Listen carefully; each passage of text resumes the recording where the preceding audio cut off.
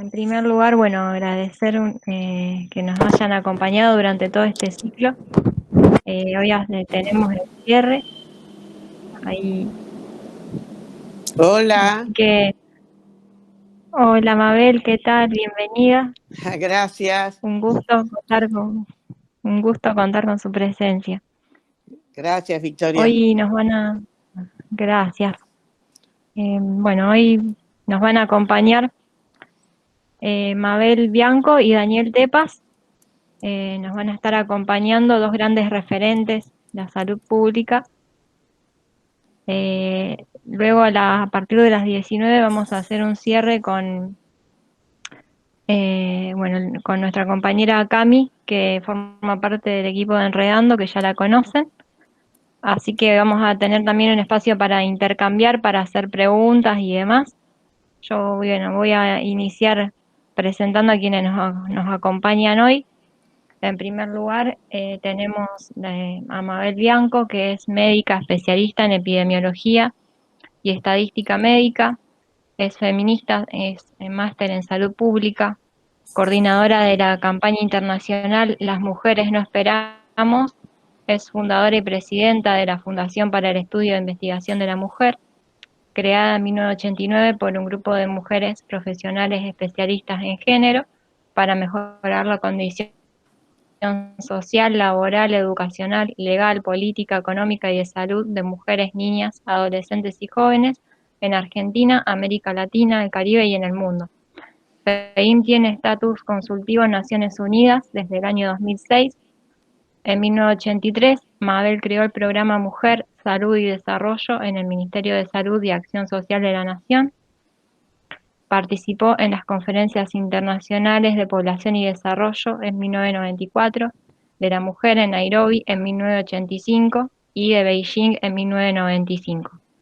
Es miembro de redes sobre derechos humanos, igualdad de género y salud a nivel nacional, regional y mundial.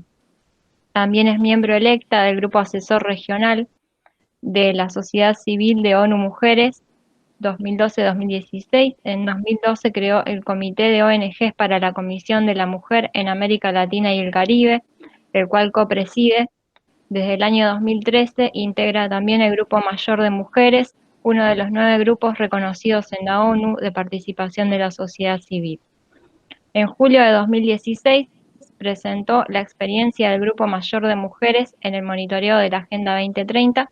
También es fundadora y coordinadora del Observatorio Argentino de Defensoras de Derechos de las Mujeres, creado con el objetivo de incluir la perspectiva de género en la agenda de G20 en Argentina en el año 2018, como parte del Grupo de Afinidad de Mujeres y también designada coordinadora local del Grupo de Trabajo de Género del Grupo de Afinidad de la Sociedad Civil. En el 2012 fue distinguida en la categoría, en el 2019 fue distinguida en la categoría Liderazgo en la lista 100 Mujeres de la BBC, y entre otros premios, también en el año 2013 fue distinguida por el Premio Dignidad de la Asamblea Permanente por los Derechos Humanos, y mención 8 de marzo, Margarita Ponce, de la Unión de Mujeres Argentinas. También nos va a acompañar Daniel Tepas, médico tocoginecólogo, con experiencia de 17 años en la docencia. Es docente en la carrera de Medicina de la Universidad Nacional de Rosario. Es coordinador de la Secretaría de Género y Derechos Humanos de la Municipalidad de Rosario, director Secretaría de Salud Pública de la Municipalidad y exdirector de Políticas de Género e Interculturalidad en Salud del Ministerio de Salud de la provincia. También fue director de Salud Sexual Municipal, miembro fundador del Instituto de Masculinidades y Cambio Social, el primer instituto de masculinidades del país. Es activista en la Red de Acceso al Aborto Seguro y fue director del Hospital Roque Sáenz Peña. Así que vamos a iniciar entonces con Daniel, y luego quienes quieran preguntar o hacer comentarios pueden ir escribiendo en el chat y vamos a leer sus comentarios. Así que le voy a pasar la palabra a Daniel Tepa. Bueno, muchas gracias por la invitación. Hola, Mabel. Es un lujo encontrarte y compartir con vos un espacio. Y bueno, yo la verdad que había pensado y había hablado con Rocío y con Pacu. Digo, bueno, vamos a tomar el tema masculinidades, dada mi inserción y salud sexual y reproductiva, y la salud y la ESI, pero fundamentalmente los aspectos de salud, porque mi formación es como médico y entonces la formación me lleva para ese lado, ¿no? Y es de lo que más puedo hablar. Resulta que cuando miro quienes estaban conectados, veo que hay un 99% de personas que supongo son mujeres. Y supongo, Nicolás, y que supongo que Facu también, si sigue conectado, se identifican como varones, ¿sí? Digo, bueno, es una oportunidad porque yo siempre aprovecho las posibilidades de encontrarme con varones y de poder hablar con varones, y sobre todo, más que hablar yo, que los varones puedan hablar. Porque ese es uno de los problemas que tenemos los varones en relación a que hablamos, obviamente, pero no podemos hablar de nosotros mismos, de nuestras emociones, de lo que nos pasa, y eso es un grave problema, en tanto que para poder cambiar algunas situaciones o lo que nos están poniendo en agenda las compañeras, nosotros tenemos que tomar nuestra parte, y parte de esa parte es que nos hagamos cargo y que empecemos a hablar de qué estamos haciendo socialmente los varones, ¿sí? Y entonces, siempre cuando empiezo a hablar y digo, bueno, ¿qué pasa, digamos, con los varones y la salud? Si los varones nos ocupamos de la salud o no nos ocupamos de la salud. ¿De qué salud? De nuestra salud y de la salud y el cuidado de las demás personas con las que nos relacionamos. Y en general, cuando vemos las estadísticas, vemos que parecería que no. Y que, por el contrario, hacemos lo posible para poner en riesgo nuestra salud. Y uno diría, bueno, es un problema, podrías ponerlo en términos de una decisión personal, pero la cuestión es que no es solamente que ponemos en riesgo nuestra salud, sino que ponemos en riesgo la salud de otros varones y ponemos en riesgo la salud de mujeres y niñas, niños, niñas. Por eso hay un autor que se llama Benno Kieser, que es un mexicano de la Universidad del Distrito Federal, que dice que define a la masculinidad, una de las tantas formas de poder definir un aspecto de la masculinidad, como un factor de riesgo, ¿sí? Hablando en términos médicos.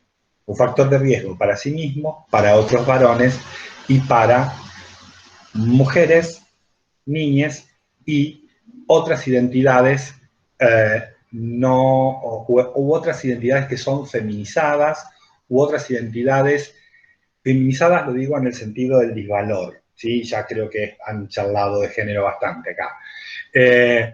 Y que, por ejemplo, el colectivo LGTB, ¿sí? Más.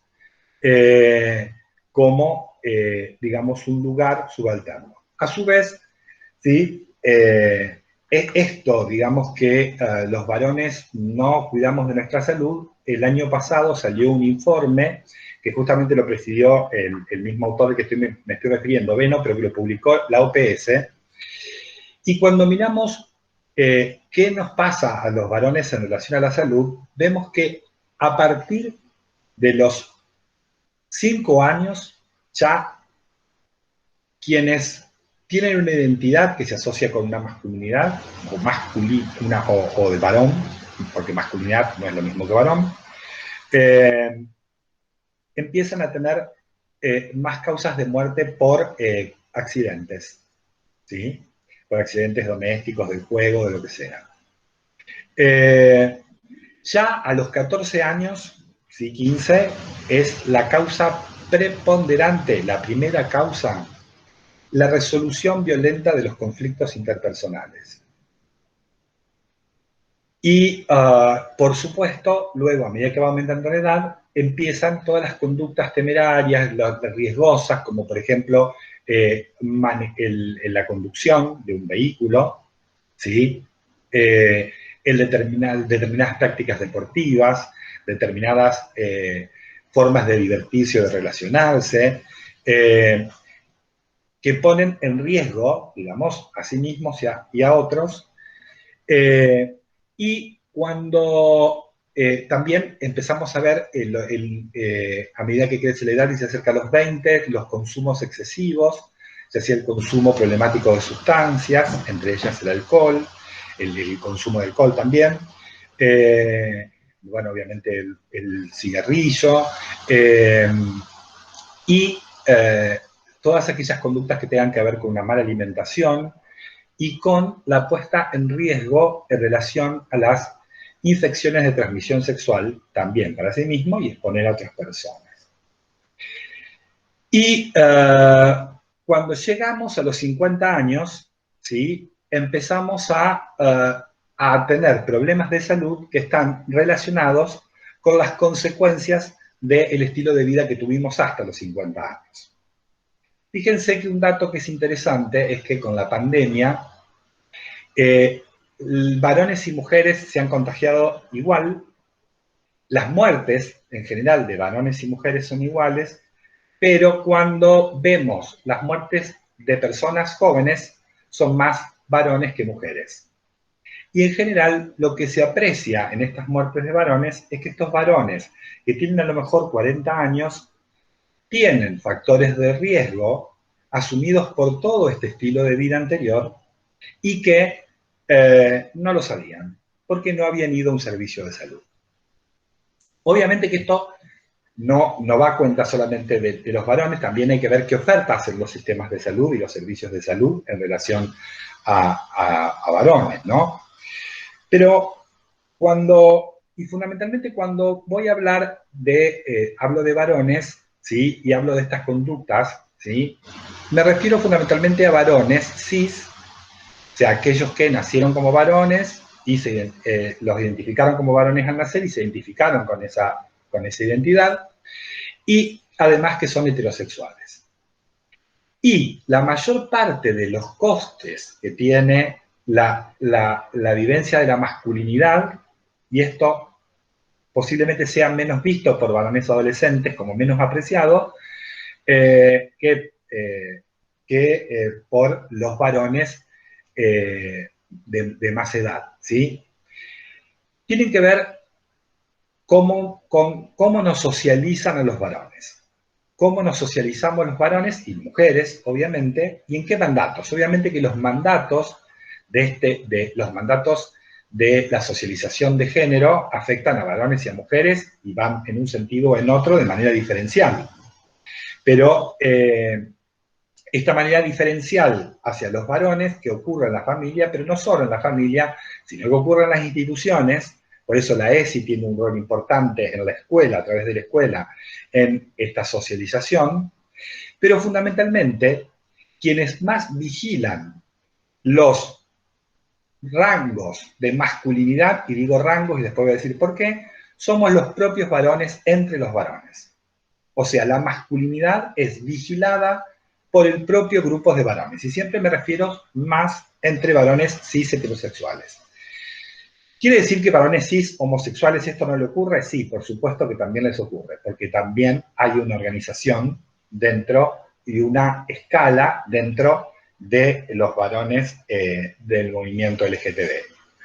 Esto quiere decir que la masculinidad es vigilada por los pares, pero no solamente es vigilada por los pares, sino que se construye esta socialización fundamentalmente por los pares, pero que también la masculinidad, así como el género es un dispositivo de poder y que nos divide binariamente de manera desigual, la masculinidad a su vez también se organiza en jerarquías.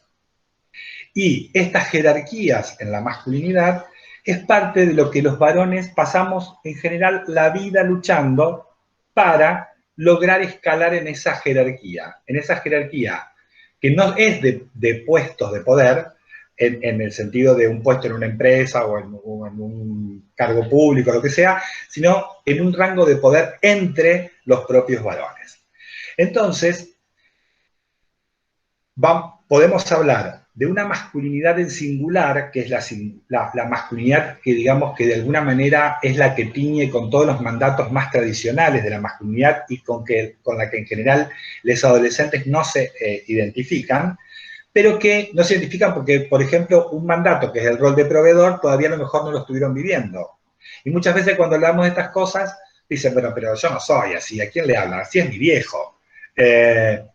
Y no pueden identificarse en eso, ¿no? Pero sin embargo, en esa construcción, y sobre todo en la adolescencia, es donde, sobre todo a los varones, más pesa esto de ¿seré lo suficiente varón? ¿Seré lo suficiente masculino? Y es donde se ponen a prueba, y es ahí donde aparecen la exposición a mayor cantidad de riesgos para, como, y no me canso de repetirlo, para sí mismo, para otros varones y para mujeres u otras identidades. Ahora, si bien la masculinidad se organiza en jerarquías, porque, por ejemplo, no es lo mismo ser varón, cis, heterosexual, blanco, ¿sí?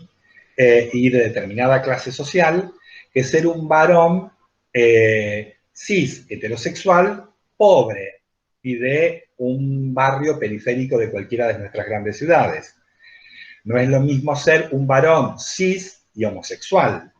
No es lo mismo ser un varón cis heterosexual y con una discapacidad que sin una discapacidad. Entonces, todo esto hace que nos organicemos en jerarquías. Ahora, a su vez, dentro de cada grupo de pertenencia, ser varón aún conserva cierto ejercicio de privilegios por sobre quienes siempre están debajo de cualquiera que se asuman como varones y con una masculinidad, y el ejercicio de la masculinidad, que son las mujeres, niñas, ¿sí? Las más chicas y los más chicos. ¿Por qué? Porque fundamentalmente todo el tiempo los varones se nos empuja a demostrar que no somos femeninos, que no somos mujeres, que no somos niños en el caso de esta identidad, por eso ya desde chiquito nos dicen los varones no lloran, y tratamos de no llorar porque es el primer peldaño a decir ya no somos tan niños, porque ya no lloramos tanto, porque los que lloran son los niños.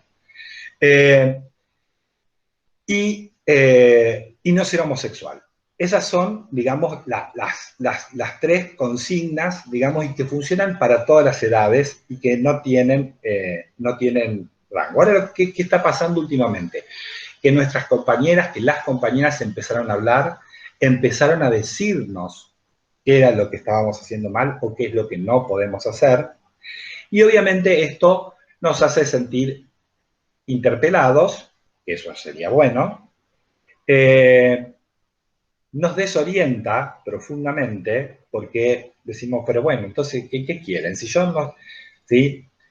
Se presenta en general el varón violento en los medios como el femicida, el violador, y la mayoría de los varones no somos así. Ah, bueno, pero yo no pertenezco a ese grupo. Una desidentificación con la masculinidad asociada a la violencia.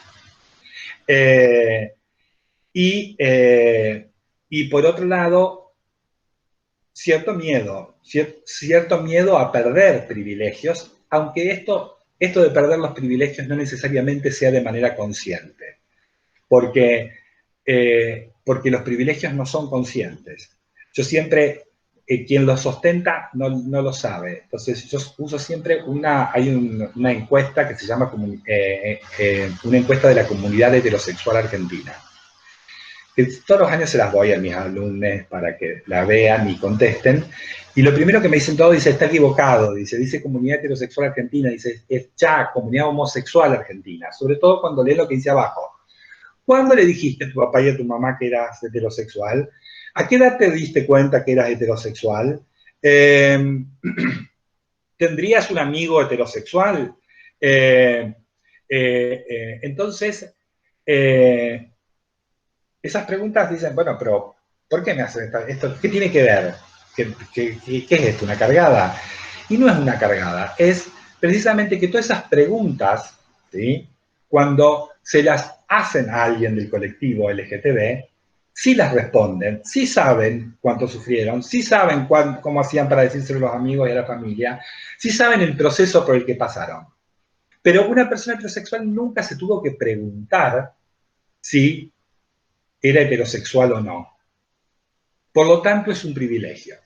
Otro ejemplo que da con mujeres, Kimmel, que es uno de los primeros que empezó a escribir masculinidad en los años 90, dice que escuchó una anécdota de una mujer negra que le dice a una mujer blanca, le dice, ¿qué ves? Le dice la mujer negra a la mujer blanca cuando te mirás al espejo.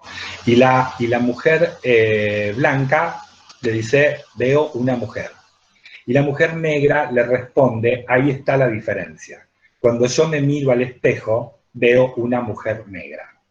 Entonces, esto de la blancura para la mujer blanca no es perceptible porque es un privilegio. Entonces, los varones tenemos muchos privilegios, como por ejemplo, creer que las mujeres están a nuestra disposición y que las tareas de cuidado no nos pertenecen.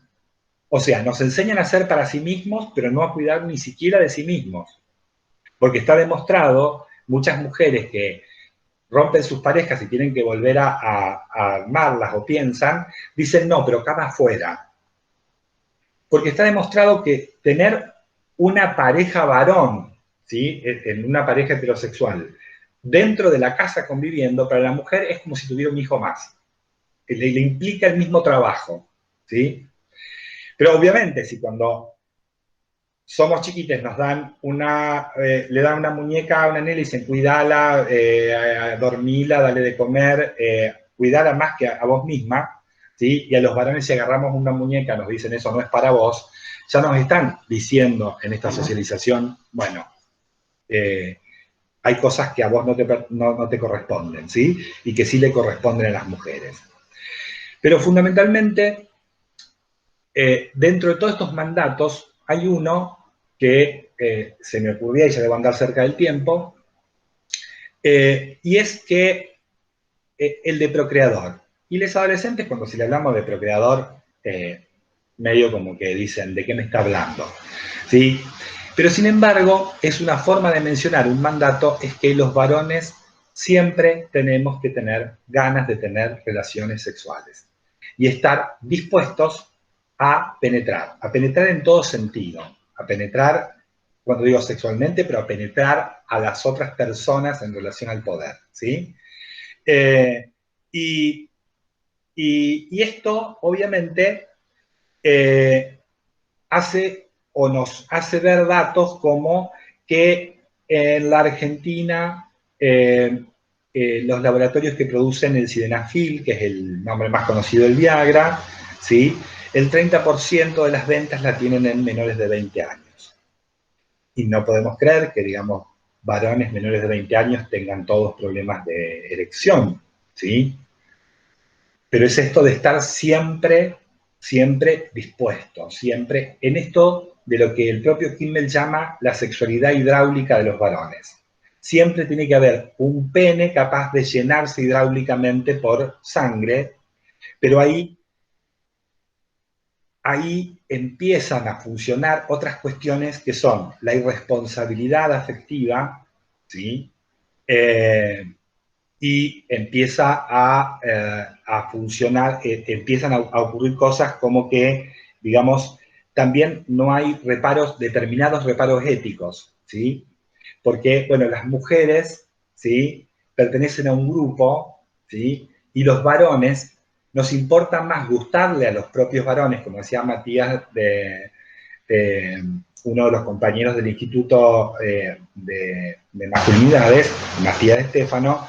Bueno, a veces nos importa más gustarle a los varones que a las mujeres, porque es para quienes actuamos nuestra masculinidad, para ser aceptados en ese grupo, ¿sí? Y estamos dispuestos a pagar los costes que sean necesarios. Por eso hay otro autor, que es Luis Bonino, un psiquiatra español, que dice, los costes de la masculinidad en realidad son un efecto indeseable o una consecuencia indeseable de la vivencia de los privilegios, ¿sí? Entonces,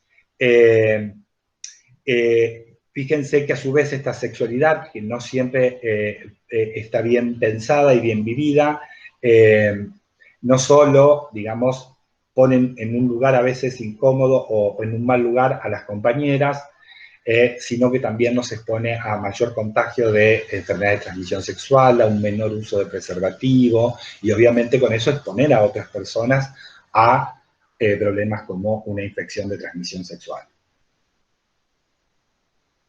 Entonces,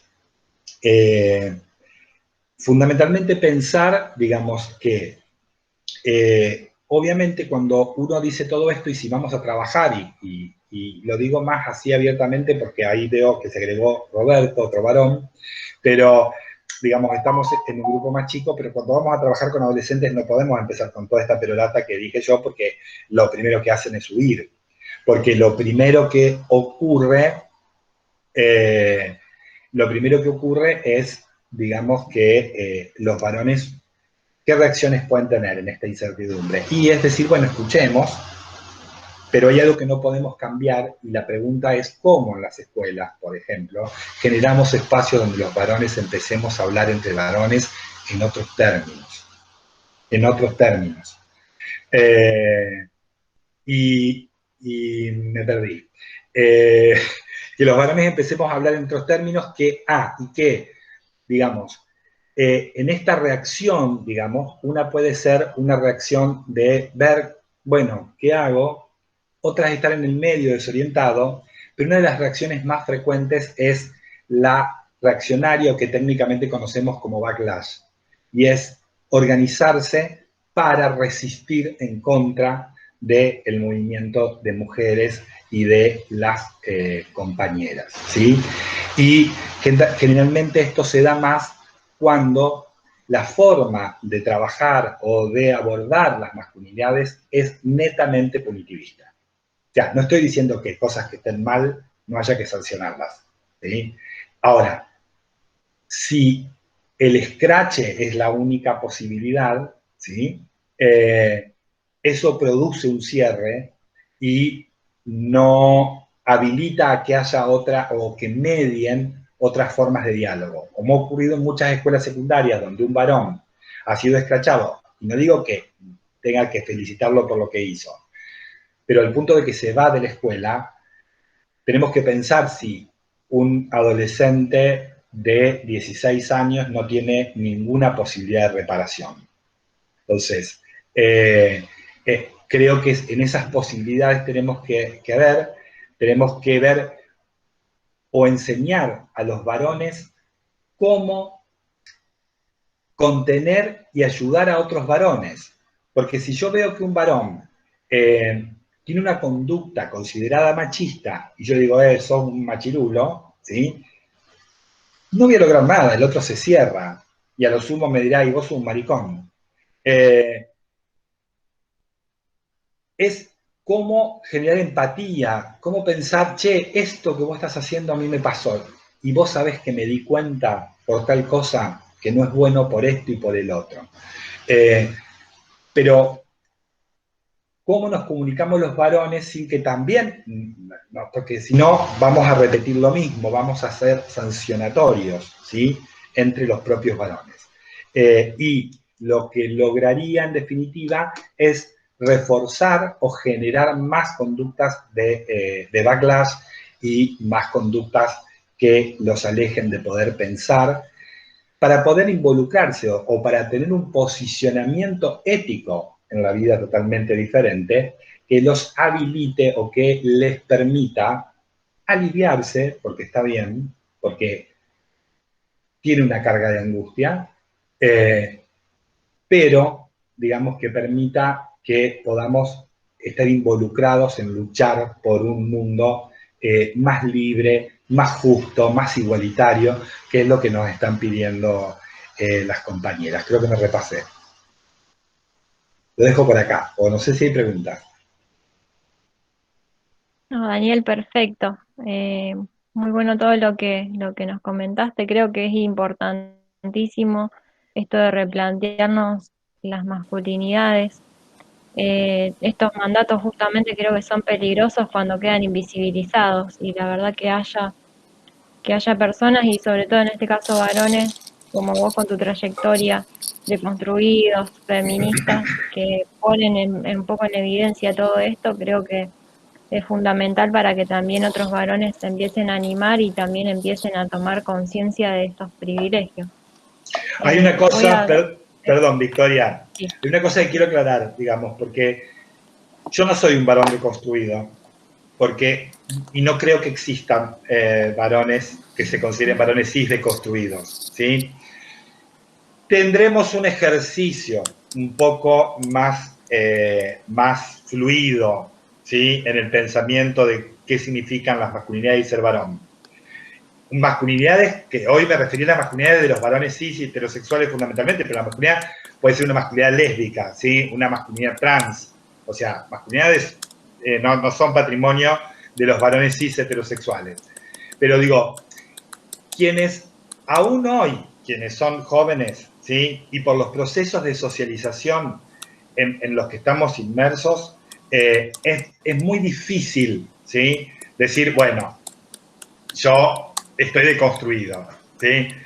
O sea que todos los varones tenemos que pensarnos todo el tiempo, porque yo mismo todo el tiempo me doy cuenta que caigo en actitudes que son hegemónicas o de privilegio.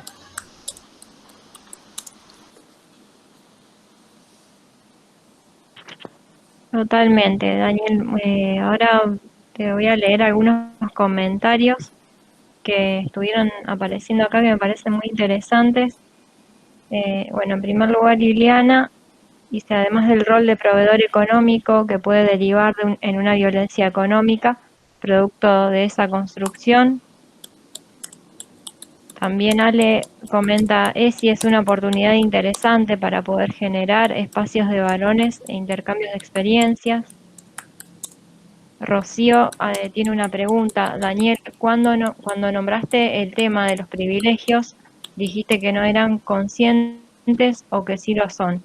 Me parece sumamente importante repensar el concepto de privilegios como para repensar desde dónde partimos para construir nuestros discursos, prácticas y vínculos sociales. Creo que Daniel había comentado que los privilegios no son conscientes. Bueno, te dejo esa pregunta para... Precisamente, ahí di el ejemplo, digamos, de que las personas, el de la mujer blanca y la mujer negra, por ejemplo. La mujer blanca ve solo una mujer, pero no puede ser consciente de su blancura, porque la da por sentada como algo que es lo que debe ser, como que es el patrón, es la medida, ¿sí? Las personas, por ejemplo, heterosexuales, no se dan cuenta, digamos, que es un privilegio ser heterosexuales en una sociedad heteronormada, porque tienen todo armado para sí, y entonces nunca se tienen que preguntar nada, pero no es porque sean mala gente ni nada, digamos. Te estoy diciendo, no hace mejor o peor a las personas, digo, hace que uno no se lo tenga ni que preguntar. Cuando los varones nos crían, ¿sí? Y yo me acuerdo, yo sé que no todas las mujeres hacen lo mismo ahora, pero yo me acuerdo de mi abuela, cuando yo estaba sentado a la mesa de familia, almorzando, y hacía así en la silla, en ese movimiento mi abuela ya se había parado y estaba en la cocina, en la mesada diciendo, y me preguntaba, ¿qué querés? Y ya en esa época que yo no pensaba tanto más violencia, pero vení, sentate, yo me voy a buscar lo que necesito. Pero hay ya, digamos, nos crían con una noción de que, y estaba bien que mi abuela se levante, me busque las cosas y me las alcance. Y uno no se da cuenta que eso es un privilegio. Cuando los varones cuidamos, y el cuidado de los hijos en los juegos, en los momentos que tenemos libre, ¿sí? Pero no le cambiamos el pañal. Bueno, decimos, ay, pero yo ayudo. Cuando los varones, y no me extiendo más, por ejemplo, con las tareas domésticas, una cosa es trabajo doméstico y otra cosa es tarea doméstica. Los varones podemos hacer tareas domésticas, pero difícilmente hacemos trabajo doméstico. Entonces decimos, yo todas las noches hago la cena. Ajá, muy bien. Eso es una tarea, a menos que vos te preocupes de hacer las compras, pensar qué es lo que se va a comer, ver la dieta que tiene que comer el abuelo, Bueno, todo ese trabajo lo siguen haciendo las mujeres. Y eso implica una carga subjetiva, que es lo que más agota la existencia de ser mujer, a mi juicio, digo, no soy mujer. Pero como vivo solo y me tengo que pensar en el propio sustento, la verdad que para mí es bastante pesado eso, ¿sí? Y cuando alguien me dice, voy a cenar, digo, pido algo en la roticería. Pensemos en esa distribución de las tareas. Aún cuando aparece el discurso, alguien tiene el micrófono abierto y tengo un sonido, Mabel a lo mejor, digamos, aún cuando los varones hablan de las nuevas masculinidades. Cuando a mí me dicen nuevas masculinidades, prendo todas las antenas, porque digo, ¿a qué te estás refiriendo con nuevas masculinidades? ¿Qué es nuevas masculinidades? ¿Qué nuevas masculinidades? Entonces, bueno, muchas veces nuevas masculinidades es la propaganda de Ayudín. Te limpié la heladera. Y para cómo te la limpié mejor que si lo hicieras vos. ¿Sí? En esto de te ayudo en lo que a vos te corresponde, porque está totalmente naturalizado que a las mujeres les corresponde ese tipo de tareas, y está naturalizado como si fuera una esencia que a los varones no. Entonces, esa diferenciación en la socialización, bueno, se construye desde todos lados, ¿sí? Y uno de los lugares es la escuela, el sistema de salud, que es otro tema. No, el sistema de salud es un varón cis heterosexual con una masculinidad hegemónica. Está pensado así. Género en el sistema de salud es mujeres y niñas, y los programas de género en general, o cuando hablamos, son programas para la mujer. En tanto, se puede reproducir para colmo. O sea, maternidades, la adopción de anticonceptivos, pero veamos cuánto acceso y cuántas políticas de salud hay para mujeres en la menopausia. ¿Cuántas políticas de salud hay? Sí, hay, obviamente, políticas de salud para adolescentes, pero veamos qué tipo de políticas. Y para los adolescentes, ¿qué políticas hay? Bueno, no hablo más. Perdón, Mabel, que yo hablo mucho. Vicu está teniendo un problema de conexión. No sé si está. ¿Estás, Vicu? Sí, se me desconectó un momento, ahí pude retomar. Bueno, ahora vamos a pasar la palabra a Mabel Bianco, así que cuando quiera, Mabel. Bueno, muchas gracias, Victoria. Y fantástico, me dejaste todo el camino muy pavimentado para que yo lo siga. Creo que uno de los aspectos esenciales y que no se valora de la educación sexual integral, pero que fue lo que nos llevó a promoverla y a venir luchando para que se realice, es justamente esto de revisar los modelos y estos mandatos sociales de los roles de ser mujer, de ser hombre, y de cómo nos identificamos y cómo nos socializan, como vos diste tantos ejemplos, y nos van amoldando en base a esos mandatos a cosas que no necesariamente son las que queremos ni las que nos interesan, pero es lo que se espera de nosotros en esta sociedad. Y es justamente la educación sexual integral, lo más importante, es poder destruir esos mandatos. Para los chicos, para los adolescentes, para los universitarios y, ¿por qué no?, para los que ya no vamos más a la escuela, pero igual tenemos que realmente cambiar esto. ¿Por qué? Porque estos mandatos sociales son los que nos han forzado a estas masculinidades y esta feminidad que nos han hecho a las unas creer que siempre tenemos que estar para satisfacer a los demás, no pensar en nosotras, estar siempre dispuestas a hacer lo que nos piden, sin pensar mucho si es lo que queremos, si es lo que nos conviene, sino simplemente esto es lo que se indica que tenemos que hacer, hay que hacerlo. Y además, entrar en ese círculo vicioso, que es el círculo de la dominación, consciente o no, y de la sumisión, es decir, dominación por parte del varón, sumisión por parte de la mujer, pero que está condicionada. Entonces no podemos decir, vos sos culpable. Es un condicionamiento social que es contra el que tenemos que actuar. ¿Por qué tenemos que actuar? Porque ese condicionamiento social es la base que, por un lado, sostiene la violencia de género. Pero por otro lado, nos obliga y nos mantiene haciendo cosas que no es lo que no queremos, que nos obliga a hacer cosas que no es lo que estamos queriendo y lo que realmente sentimos. Y por eso esto que vos decías también, y que no lo voy a copiar, me lo voy a llevar, de esto que los varones heterosexuales, y digamos también las mujeres, nunca nos preguntamos estas cosas tan elementales, como vos decías. Y no, para nosotros, bueno, seguir las indicaciones del mandato social fue lo normal y entonces no nos preguntamos nada. ¿Quiénes se preguntan? Se preguntan quienes sienten que no encajan ahí. Y hay muchas veces, como vos dijiste, que está la duda. Pero ante la duda, si salimos y decimos no, esto no tiene que ver con nosotros, seguimos sin cuestionarnos. Y esto es lo que hay que cuestionarnos y esto es lo que tenemos que trabajar en la educación sexual integral.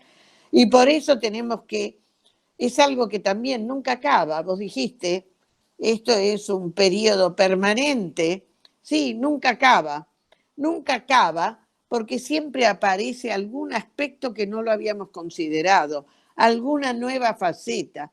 Y por eso nosotros hablamos, por ejemplo, de los micromachismos, en los cuales no es porque los varones son los malos y nos imponen esto, es porque toda la sociedad y porque nosotras también las mujeres, educadas en eso, entramos y no salimos.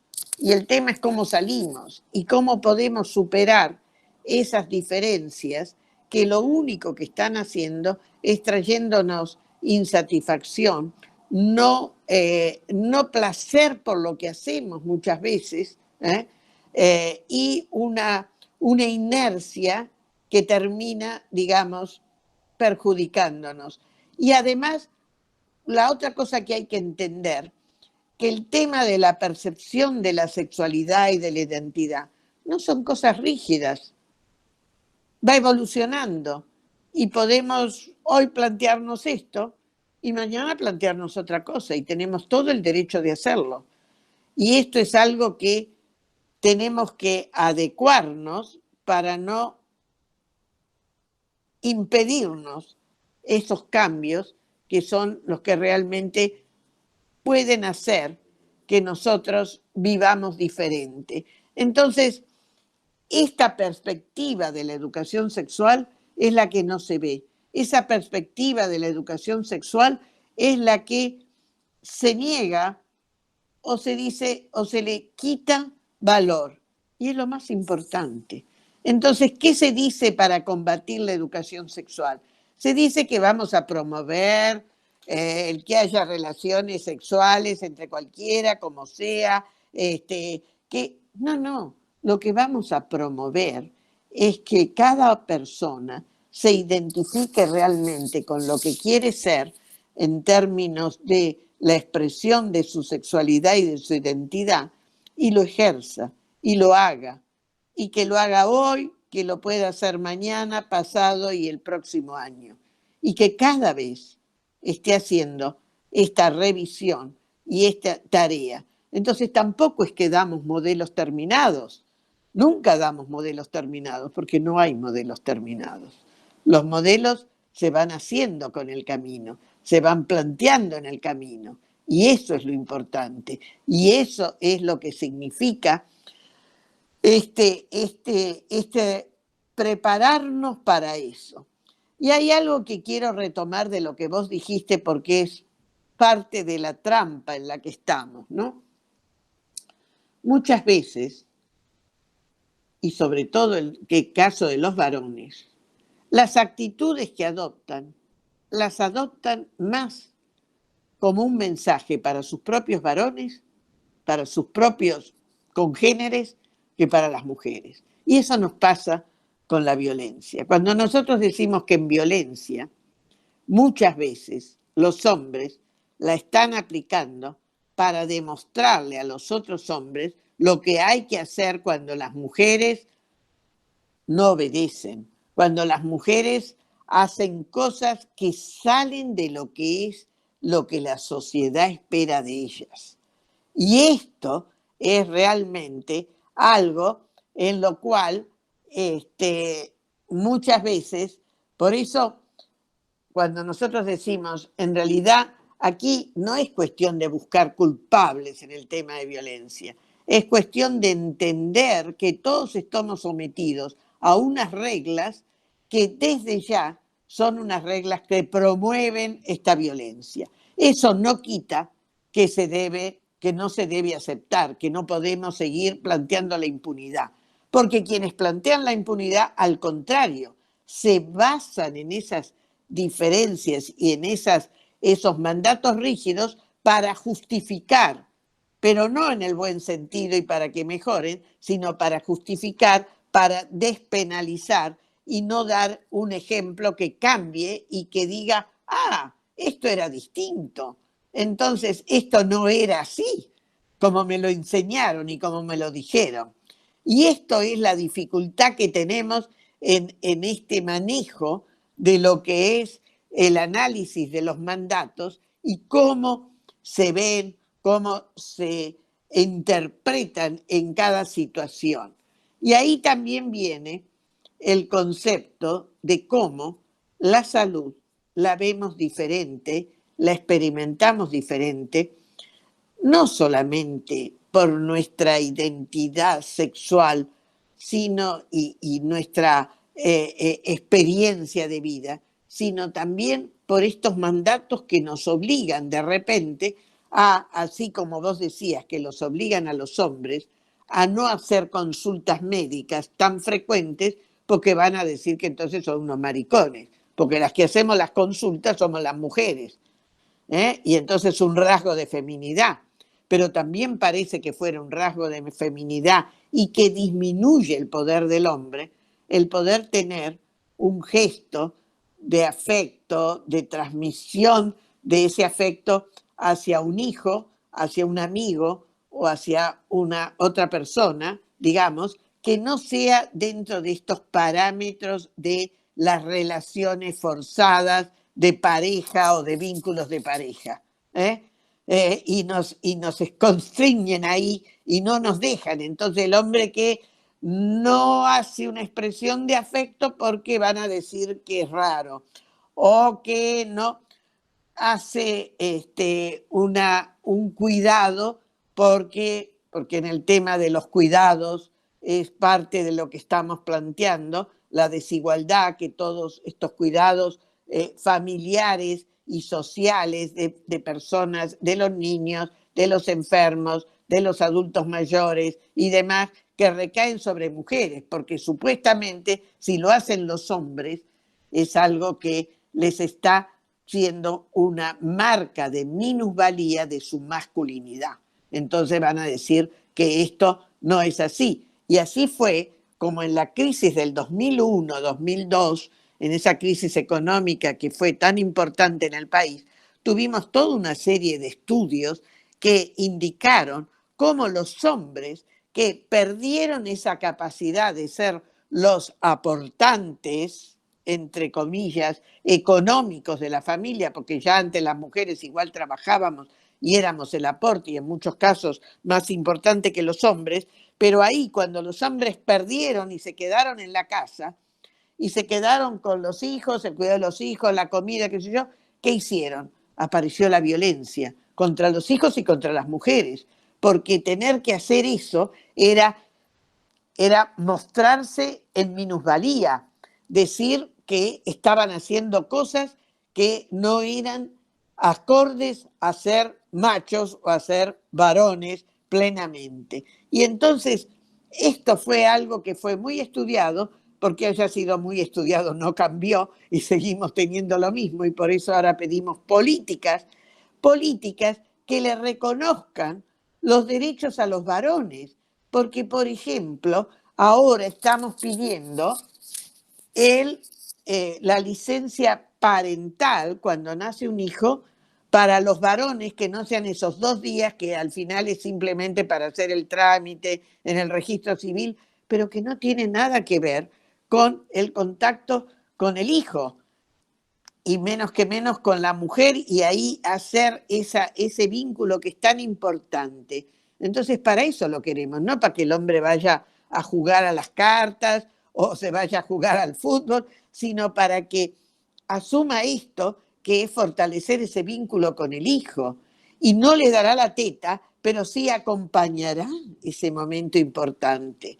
Y acompañará eso que es la caricia al hijo, el bañar al bebé, el primer baño del bebé, y todo lo que significa para los bebés el contacto de la piel, y entonces que el padre también lo agarre y se lo ponga contra el pecho, aunque no tenga teta y no le dé la teta, y eso el bebé lo valora, y eso es una cosa en la cual empieza a tener una imagen de papá que es diferente, digamos, y que es la que no vemos. Entonces, este es el tipo de cosas que tenemos que cambiar en esta sociedad. Y ahí está la deconstrucción permanente, porque todos tenemos el enano fascista, que fue nuestra socialización tan dura, tan rígida, y con esos mandatos tan rígidos. Y en la medida que tenemos más años, nos cuesta más, porque es cuanto más tuvimos esa educación más rígida, y además se ha ido asentando a lo largo de los años, y entonces ahora nos cuesta más como varones o como mujeres.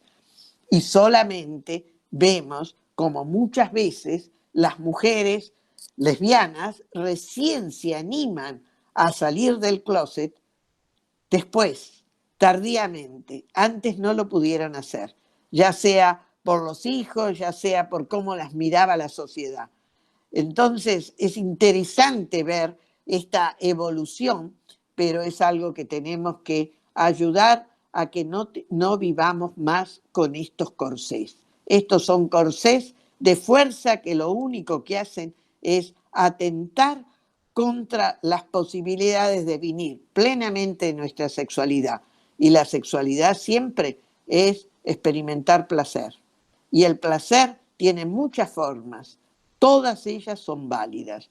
Y esto de reducirlo simplemente a la genitalidad es uno de los problemas que tenemos ahora. Y me pueden llegar a decir pacata, puede ser, pero me animo a decir que tenemos que volver a pedirle a los chicos y a las chicas adolescentes que entiendan lo que es el placer, que lo busquen y que lo experimenten y que lo exijan como una necesidad. Y eso no es meramente tener relaciones sexuales con penetración. Están las sexólogas que hablaban del zaguán, lo que nos enseñaba el zaguán. En aquellos tiempos de mi época de pequeña y de joven, que ya han pasado tan lejos, en los cuales los noviazgos era siempre con toda la familia o alguien ahí que te estaba mirando y no se podía hacer acercamientos. Entonces, en la despedida en el zaguán era donde se hacían. Y ahí era donde se aprendía el placer. Y como el placer es la caricia, es el beso, es también un toque, pero también una mirada y también el compartir un momento, y que no es meramente penetración, como vos dijiste, y menos penetración genital. Entonces, yo quiero que la educación sexual se implemente para eso, porque para eso la pensamos.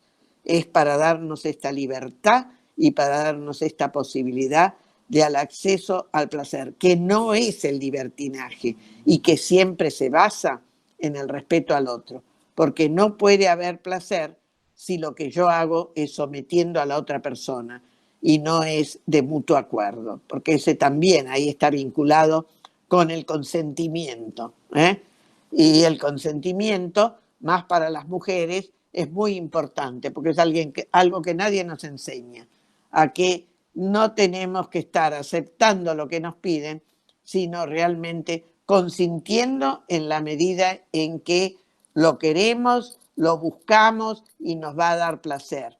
Y si no nos va a dar placer y si vamos a tener algún inconveniente, lo tenemos que decir y los otros nos tienen que respetar. Yo creo que también me fui por muchos lados, pero me parece que dije algo de lo que no está ocurriendo con la educación sexual. Y eso es lo que necesitamos. Por eso es lo que pedimos. Y eso es lo que tenemos que exigir de la educación sexual. Y no se está haciendo. Y eso es lo que nos preocupa. Y ahí queremos que haya realmente un movimiento en el cual lo tienen que liderar los jóvenes, en el cual reclamamos esto. Y lo reclamamos porque es lo que nos va a permitir tener una sociedad y unas relaciones de vínculos entre las personas más sanas, en el sentido amplio de la salud, menos dañinas y con menos violencia y con mucho más placer y entendimiento y comprensión de los otros y no solamente de nosotros. Creo que esto es al modelo de lo que queremos las feministas con la educación sexual integral y a lo que creo que este grupo de Enredando está promoviendo y está trabajando para que se pueda hacer una realidad. Por eso, bueno, me parece muy importante y lo felicito y lo que podemos contribuir, aquí estamos, para eso estamos. Muchas gracias.